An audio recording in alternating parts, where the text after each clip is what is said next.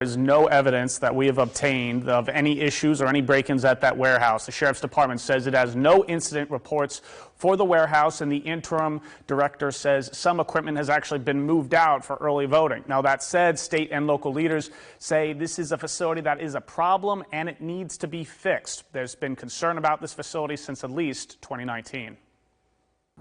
Richland County's election warehouse contains the office's most important assets, election workers, and the equipment which helps count your votes.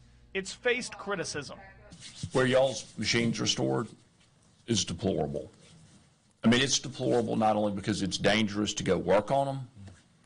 The building is in severe disrepair. It's a long way away, and it's not a place that you can work every day. WIS obtained a January 2019 letter from the South Carolina State Election Commission, which was slim on details, but it cited a Department of Homeland Security recommendation to move the election equipment to a more secure location. A June 2021 memo from the federal agency was more searing. Exterior lighting was described as completely inadequate.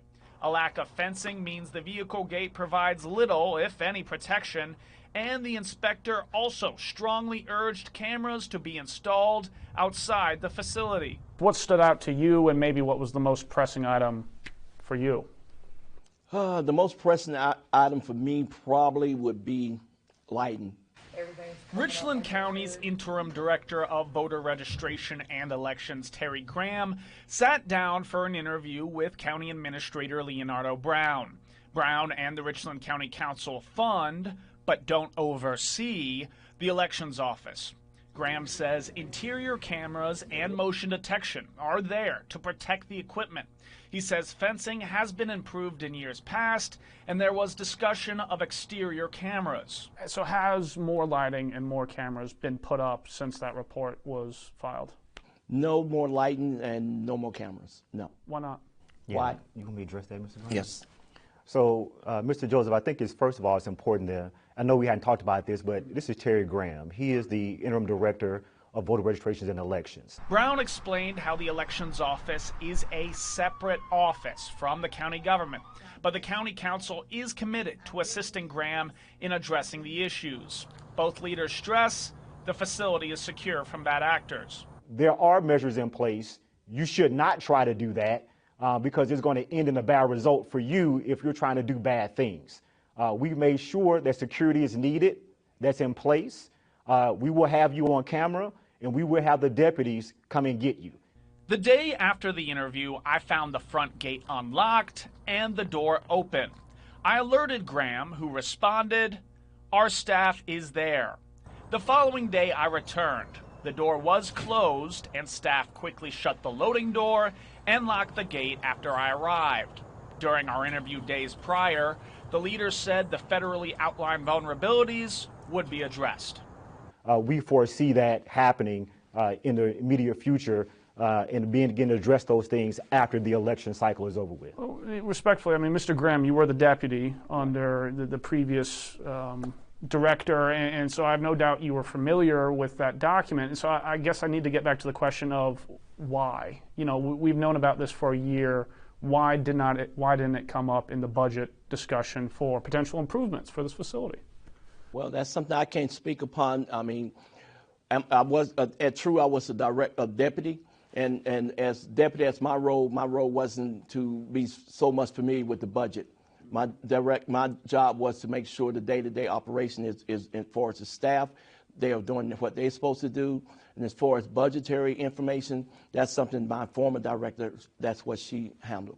Graham took over as interim director this August after former director Alexandria Stevens stepped down. He told us he was first made aware of the vulnerabilities last August or September. WIS obtained emails Stevens sent on February 1st of this year saying she didn't recall receiving the memo or overlooked it. She received it that day. Stevens writes in subsequent emails in May of this year she's reached out to Brown and the State Election Commission has been informed. She resigned this August.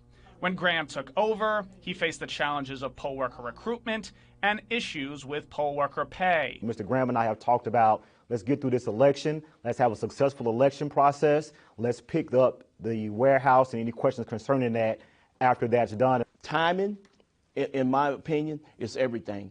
I mean, doing it now it wouldn't be good for us, the voter registration and election department, because we don't have the time to focus, and we're not even trying to focus on warehouse. As long as the warehouse is being secured.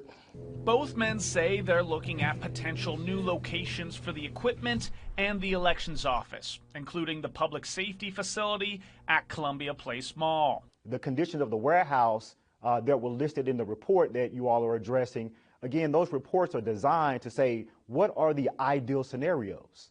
So is the current situation ideal? No, it's not. But I think after a pandemic, we would all believe that living in unideal conditions are something that we are used to. And what we do is we say, how can we make things better for the future? A decision on a new location has not been made. Now, our attempts to contact Stevens for this story were unsuccessful. To get a new location, the Elections Board will have to okay the plan, and then the Richland County Council will have to approve the funds. So, again, two different bodies there. The County Council Chair and the Chair of the Elections Board both declined interviews for this story. Important to note, the county has worked to make physical improvements really related to the condition of that building. That includes roof maintenance.